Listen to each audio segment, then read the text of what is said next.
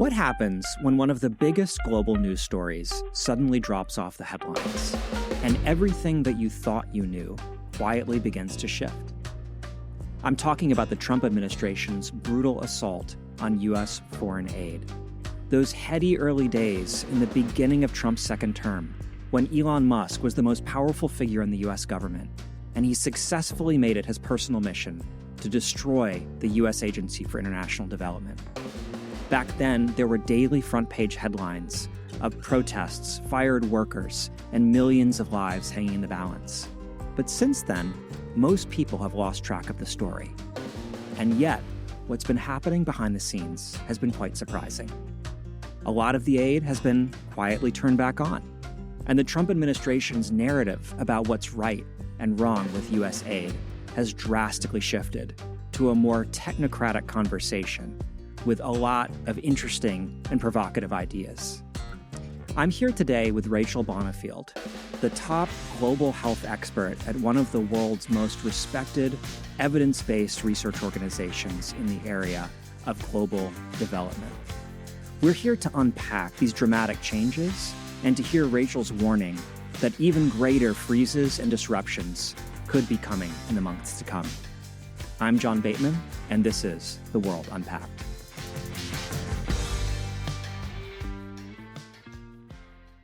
Rachel, welcome to the podcast. Thanks for having me. Great to be here.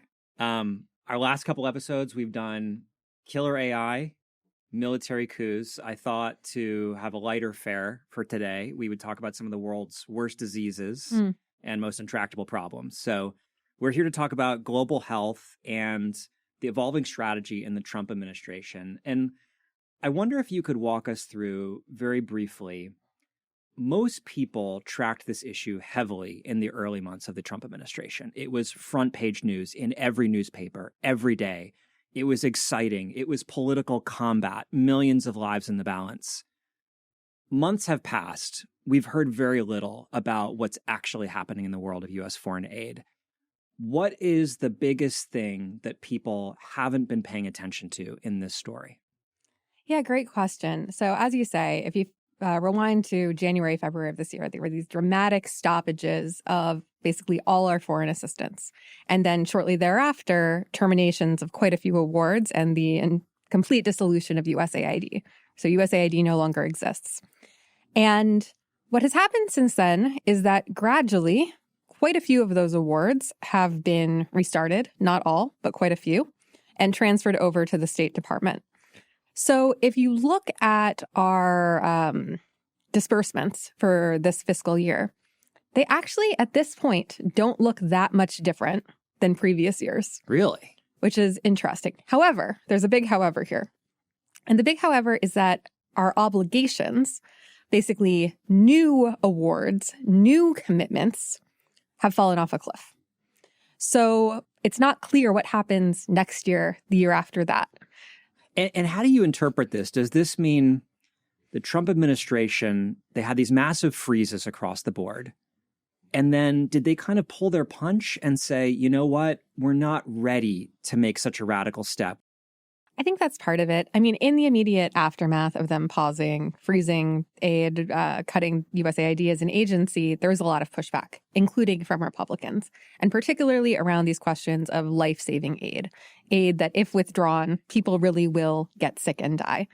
And in particular, there's a program called PEPFAR, the President's Emergency Plan for AIDS Relief. This is by far our largest global health program, probably our largest aid program, on the order of $5 to $6 billion a year. This was set up under President George W. Bush. It has had traditionally extremely strong bipartisan support. And the idea that PEPFAR was at threat provoked quite a bit of bipartisan concern. And the pressure that came from that was sufficient from Republicans that the State Department, Secretary Rubio, had to have an answer to it.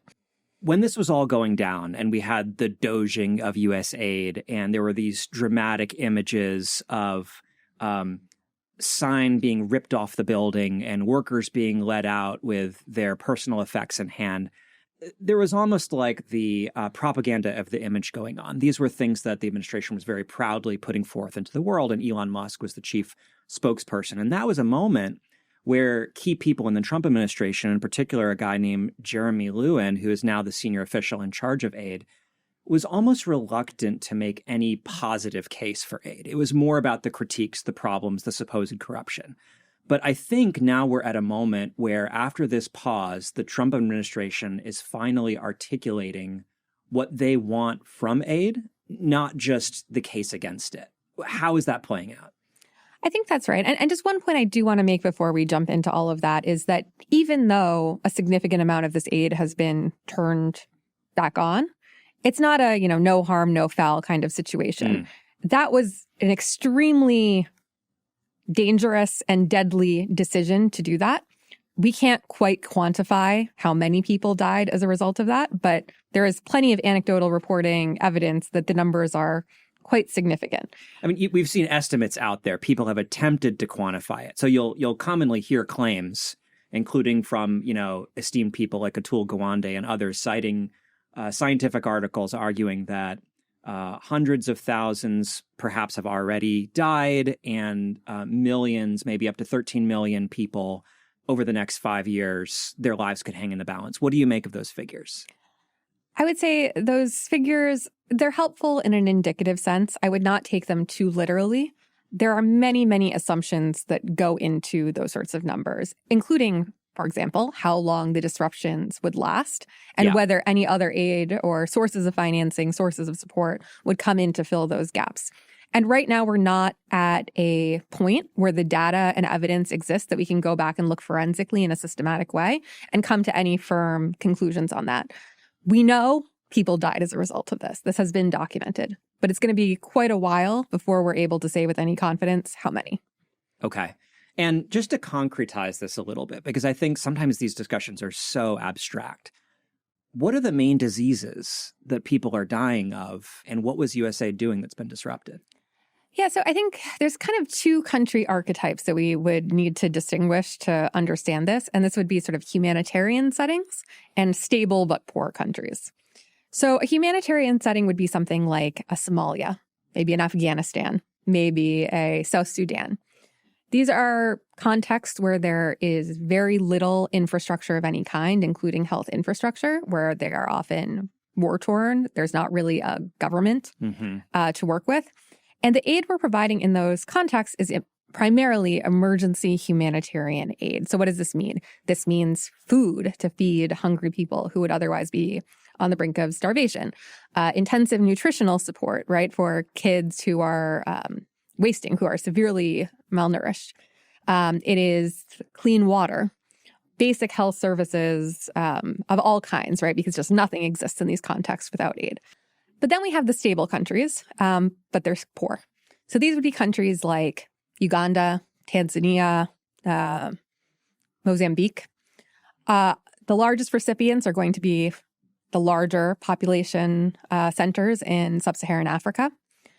These are the countries where PEPFAR has been very active in fighting the HIV epidemic and helping transform that from basically a death sentence for everyone to a much more manageable condition that requires lifelong treatment, but will not kill you if you are continuously on high-quality treatment. I wanted to ask you about what the Trump administration's emerging strategy is for aid.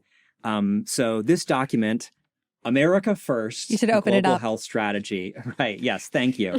So, Rachel, I think what you're pointing out to is on page 1 in the document, we have got this full page cover photo of Secretary Marco Rubio. Now, I've authored some reports in my day, government reports, think tank reports. I didn't know that this was an option of putting the author as a full page photo in there. I mean, I don't know if this is something you've done before. It has not, but maybe I will.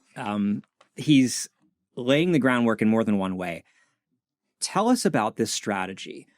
It embodies the closest thing that we've seen to the Trump administration embracing foreign assistance and health assistance and saying, here's what we want out of it, despite the cuts. What does that look like? It does so, I'd say, in two major ways. The first is the self-interest part of the equation, right? That this is about keeping America safe. And that's the first plank of it, is making America safer. And this is primarily focused on outbreak responses, pandemic preparedness and response, really preventing things like Ebola and Mpox and COVID-19 from escaping small localized outbreaks and becoming a major problem for the entire world. Because we've seen, of course, how disruptive and problematic it is when that occurs.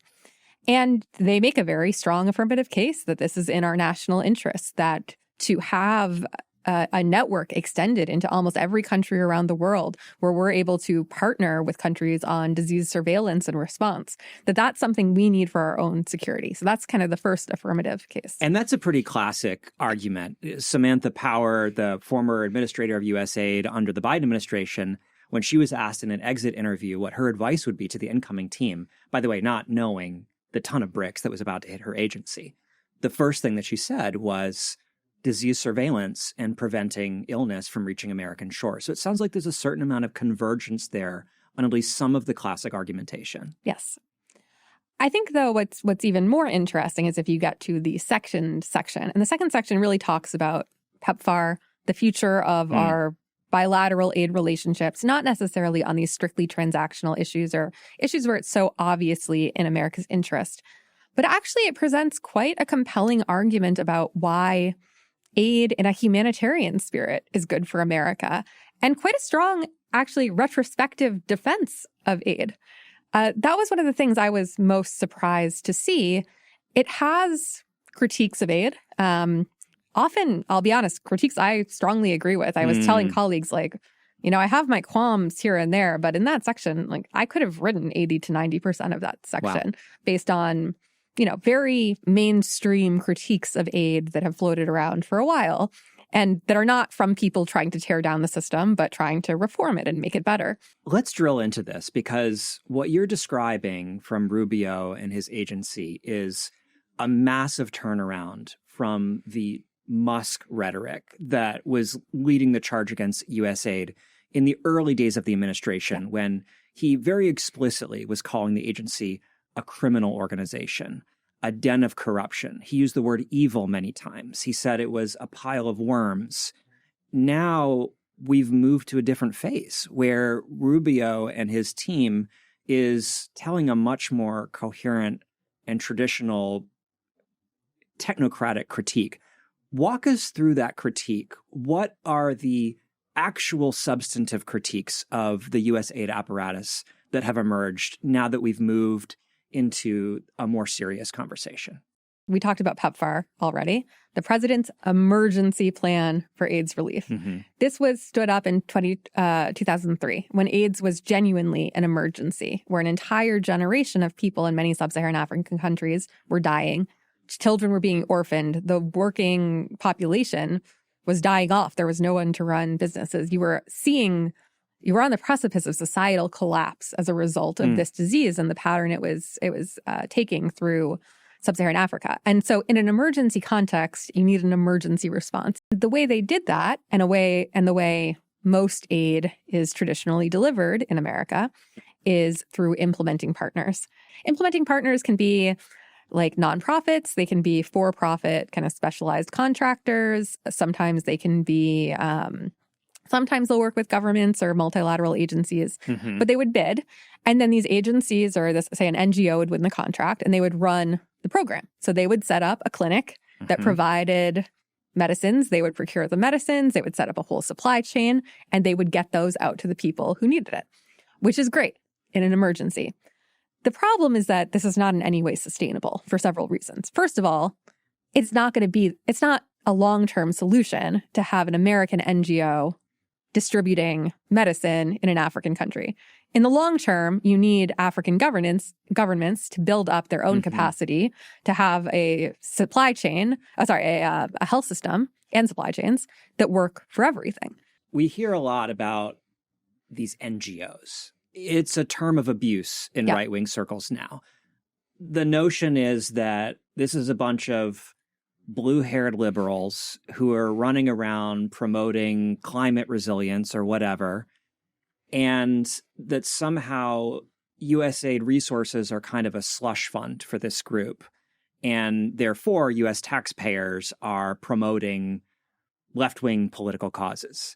I mean, what I'm hearing from you is actually these recipient partners are about 50-50 profit for profit. I think actually a lot of them are religious groups, World Vision, an evangelical organization. The biggest one is Catholic Relief Services. Okay. Classic, well-regarded organization. Mother Teresa was involved with them years ago. But also that there is a technocratic critique of this that's just completely different from the early narrative. It's about duplication of effort, non-sustainability. What's the solution to that? And is the Trump administration implementing a logical solution to the problem that you and they have both identified? As you say, there is this technocratic critique, right? That this is inefficient, that they have high program management expenses and overheads, that a lot of that money never reaches countries, that, I think actually there's one other dimension of this, which is that even the things they are doing in countries, they're doing at a very high standard of quality and expense. And that might be what we aspirationally hope for, right? That would be the quality of services everybody would get long term. But it's not affordable for African countries to absorb services at that level. Yeah, I can imagine any number of flaws of this approach. Is there a realistic response that the administration has come up with to cut through this problem without creating new problems? And the answer is yes, actually. And I was very pleasantly surprised to see this. They are saying that wherever possible, they want to actually give the money to the partner government, not work through an intermediary. By the way, the intermediary is, for all the critiques of them, one reason they exist is because this provides the U.S. government and Congress and the American taxpayer visibility into how every single dollar is spent, right? You don't get that if you go through an African government. I think it's the right thing to do, but there's a very good reason why this has been so hard to do in the past, because there has been a lot of pushback from Congress, for example, about not necessarily feeling comfortable giving up that level of control. Hey, thanks for listening to The World Unpacked. If you want episodes delivered directly to your inbox, use the link in the description. You can also subscribe on our YouTube channel or on popular podcasting platforms. Now, back to the show.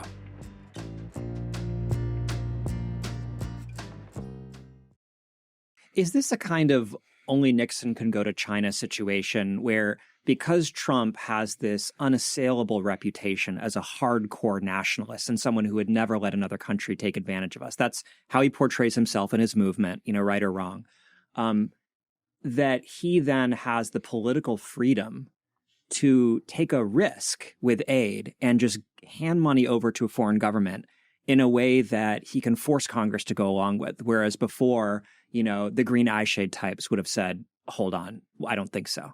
I think that's exactly right. The other flip side of this is that they want to reduce the PEPFAR budget. They want to pair this with budget cuts, right? They do not want to be spending as much money in perpetuity as we currently are. And the sale that's being made, the pitch, is that, well, if we cut out the middlemen, we cut out these layers of overhead and reporting and expense, we can actually achieve the same results at a much lower price. Is that true? It should be.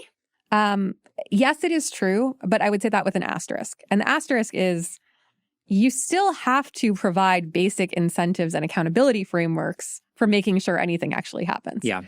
If you just provide it as a slush fund, it is likely to be used kind of as a slush fund, which means some of it would go to health and some of it might go to other things that African governments prioritize. It's not saying there's anything, they would be doing anything wrong, but if we want that money to be used to sustain our PEPFAR results, we have to have some sort of visibility and accountability for whether those essential services are in fact being maintained. I want to come back in a moment to this Nixon going to China thing, because it has fascinating implications for the politics of aid in the United States.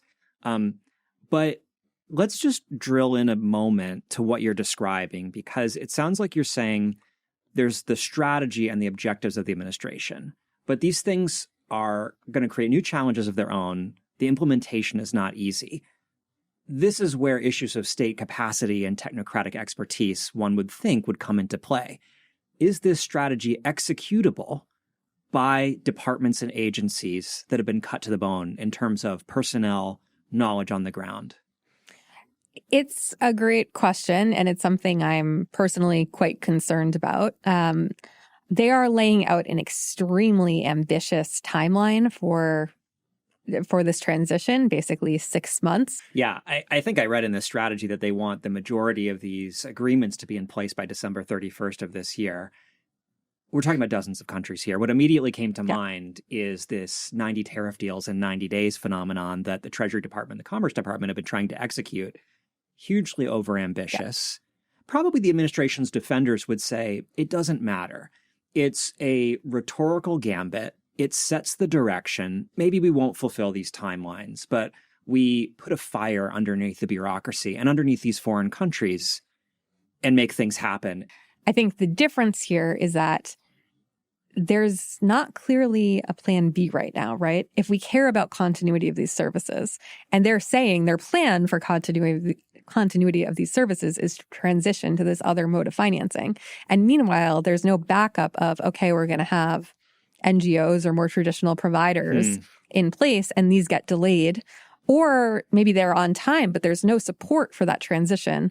There's very, very high risk in that period, if this is not managed correctly, that people fall through the cracks and these services actually don't get up and running in time for this transition to take place. Which is exactly what happened in January, February, March, right? Where there were these mass freezes. So if I'm hearing you right, there could be another wave of disruptive, violent, kind of illogical cuts to programs, not necessarily because it's in pursuit of a coherent strategy kind of carefully sequenced, but because of kind of bureaucratic and political just trains crashing together. Yeah, and because they don't think through all the technical details of what is practically required to transition these programs over to government control. Probably if I were designing this, what I would like to see is basically a 1-year transition period to set the groundwork for governments taking them on this on themselves, where we have a little bit of a longer tail of more traditional service delivery through American intermediaries, and a clear time frame at the end of that when the transition will occur, and we can all work technically and politically, financially towards that moment of transition. I mean, one thing I'm taking away from this conversation so far is Trump is most well known at this point for cutting foreign aid, just the aggregate amount. He's also doing two other things at the same time. He is reforming the style of aid programming, and he is shifting who the decision makers are in the government. And those latter two things could conceivably be beneficial, but they somehow have to outweigh the cuts. There's almost like some sort of formula there of which of those ends up being the major force. Are the reforms effective enough to outweigh the cuts? Is that the right way to think about it?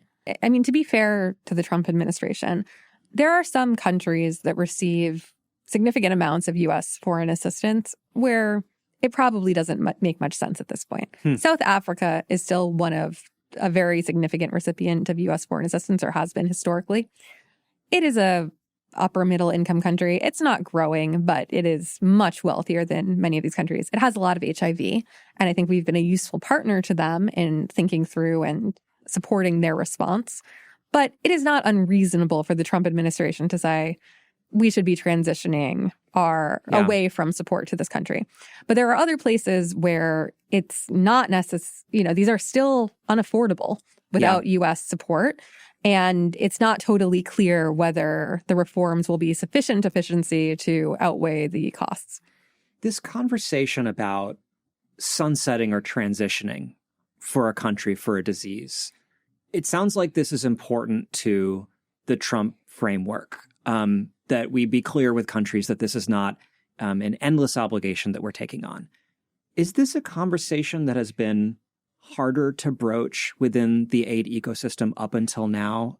Does it take a more hard-hearted nationalist politician to be able to actually come out and say these things? Has there been a reluctance?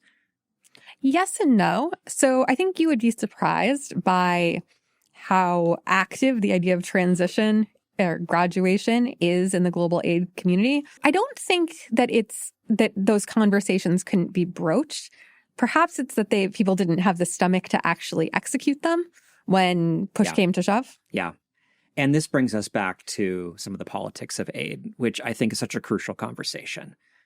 U.S. aid was almost chosen as the first target of DOGE, right? It was a proof of concept of a gutting of an agency and a freezing of a set of programs. And it seemed to many that choice was driven in part by ideological and political aims of the administration, things that Trump campaigned on, America First, but also because this is a program that is misunderstood by the American people, that perhaps is not as politically popular as other programs that directly serve Americans, that there's a basic vulnerability there.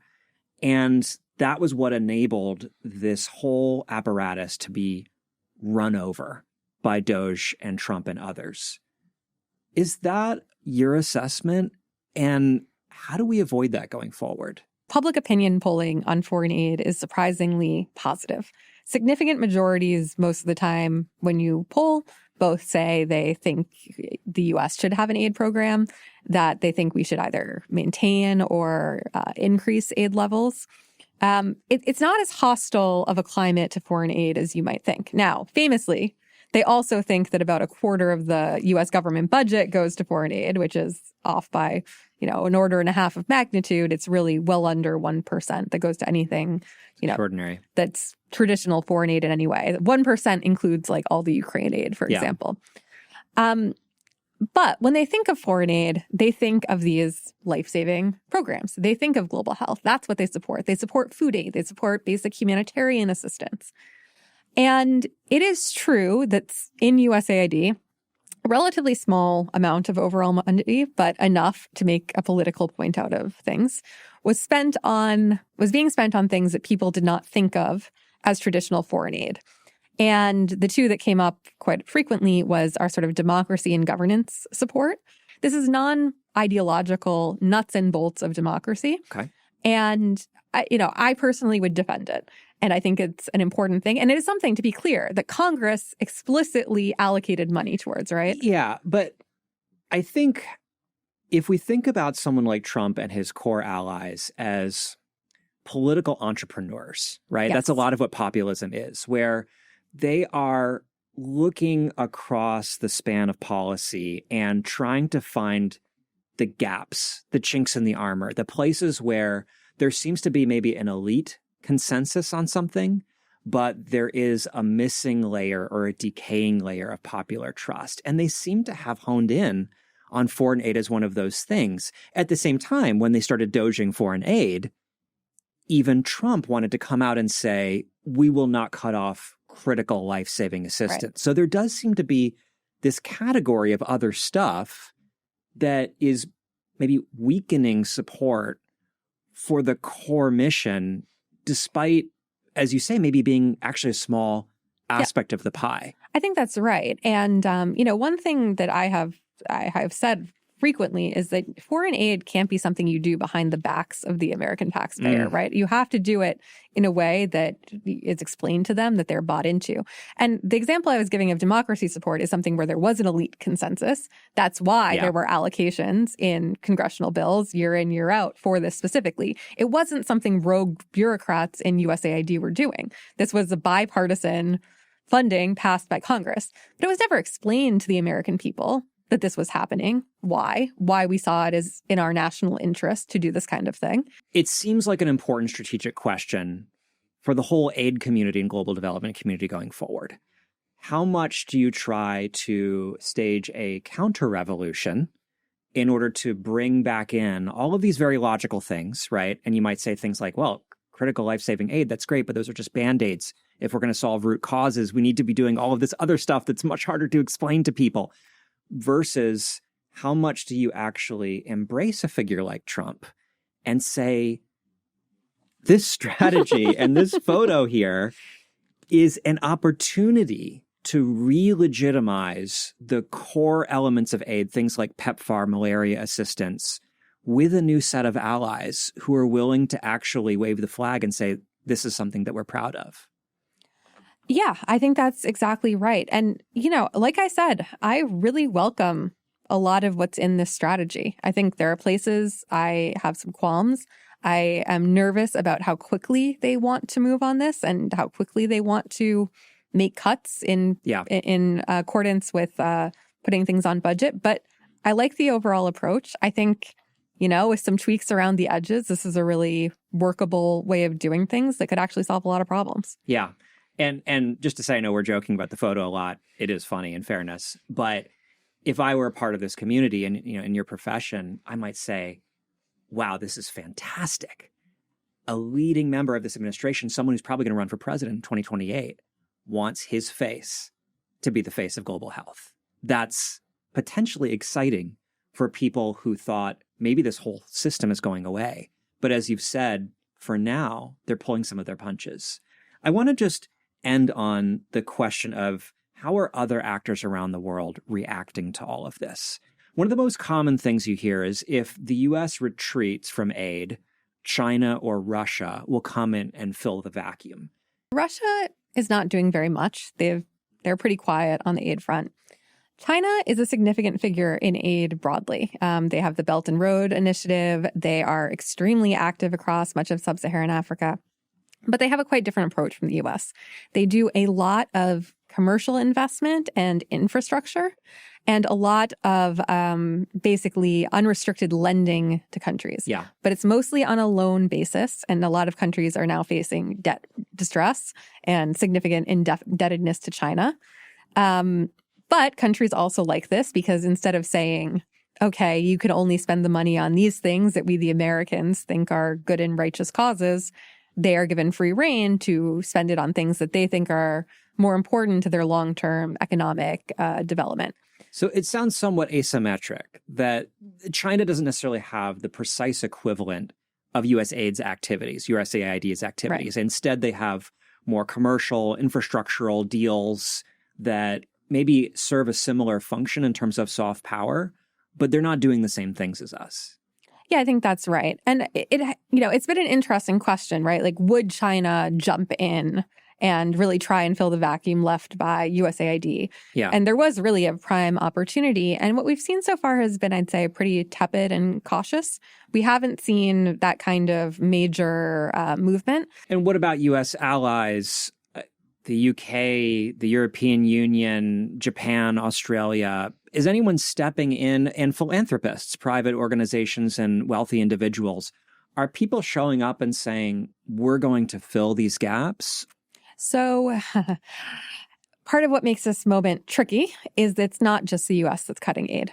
The UK has done a major aid cut. France has done a major aid cut. No one is really increasing aid, right? So the best we're seeing is staying steady. And especially the European countries, they're giving more aid to Ukraine. There are increasing investments in their own military and defense, and aid is often on the chopping block as the first thing to go. But on the question of philanthropists, actually one thing I'm very proud of at the Center for Global Development, my organization, is that we're hosting temporarily an initiative called Project Resource Optimization. And basically what this is a team of mostly ex-USAID people who went through the entire list of foreign assistance projects that were paused and then terminated and found the most urgent, high impact projects. They identified $110 million worth of funding opportunities that they vetted as being high impact, highly cost effective opportunities where urgent funding was needed to sustain the programs. And that has now been completely funded by philanthropists. If the U.S. is retreating and mostly people are not stepping in to to fill the void, China's not, Russia's not, our allies mostly aren't, does that cause us to doubt the strategic claims that people make about this? It's so good for our soft power. It's so good for global stability and U.S. self-interest in a long-term way. If other countries aren't following up and almost racing to fill the void, does that give us any doubt? I am slightly surprised that China has not done more. But honestly, no, it does not make me doubt the strategic claim, because I think the strategic claim, sometimes it's overstated, right? That this gives us great leverage with governments, or that this is, the goodwill can be transactionally channeled in some way to get some other objective. And I think when we make this claim, it's not true. or it's not true so simply. What it really is, it's a body of kind of bottom up goodwill from the people in those countries, right? From the actual citizens who are getting food from a van that says from the American people, who see America as their lifeline. It's not at the government level. Yeah. It's at the individual citizen level, where their interactions with America from the beginning are positive of, oh, this country, the most powerful country in the world across an ocean, cares about us. And they carry that with them across their lives. Yeah.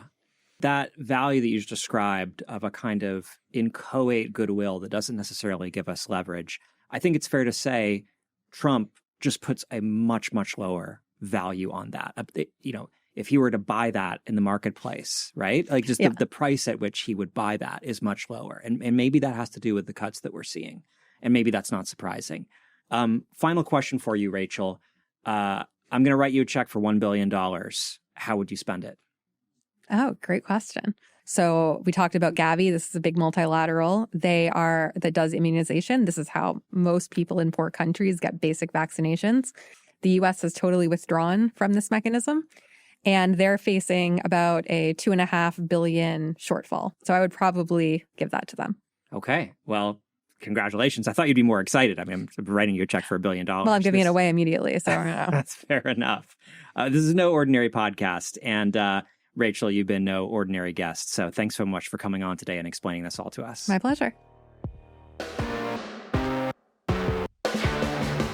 You've been listening to The World Unpacked, a production of the Carnegie Endowment for International Peace.